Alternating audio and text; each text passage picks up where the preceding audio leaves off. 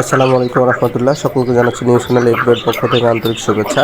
দর্শক, হাঁস খামার যারা করতে চান বা হাঁস খামারের সাথে যারা সম্পৃক্ত রয়েছেন, তারা একটি কথা অবশ্যই মনে রাখবেন, সেটি হচ্ছে হাঁসের খামারের ক্ষেত্রে হাঁস আপনি যেই জায়গাগুলোতে রাখবেন রাতের বেলা এবং দিনের বেলা, সেই জায়গাগুলো কিন্তু পরিষ্কার পরিচ্ছন্ন থাকা অত্যন্ত গুরুত্বপূর্ণ। কিসের জন্য পরিষ্কার পরিচ্ছন্ন থাকা গুরুত্বপূর্ণ?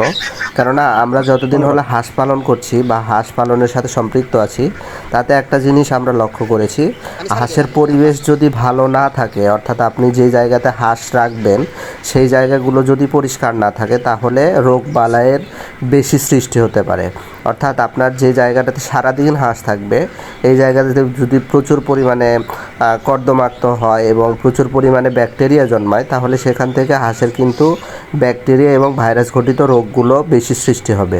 সুতরাং যারা খামার করছেন বা উদ্যোক্তা হতে চাচ্ছেন, তাদের ক্ষেত্রে এই জিনিসটা কিন্তু গুরুত্বপূর্ণ। আমাদের নিউশনালি এগ্রোতে আমাদের যে হাঁসগুলো রয়েছে, এই হাঁসগুলোতে আমরা খুব সুন্দরভাবে পরিচর্যা করি।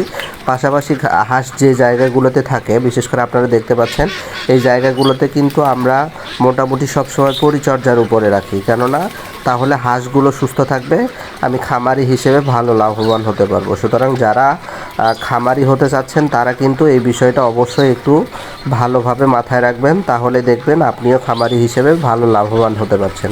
ধন্যবাদ সকলকে। আসসালামু আলাইকুম।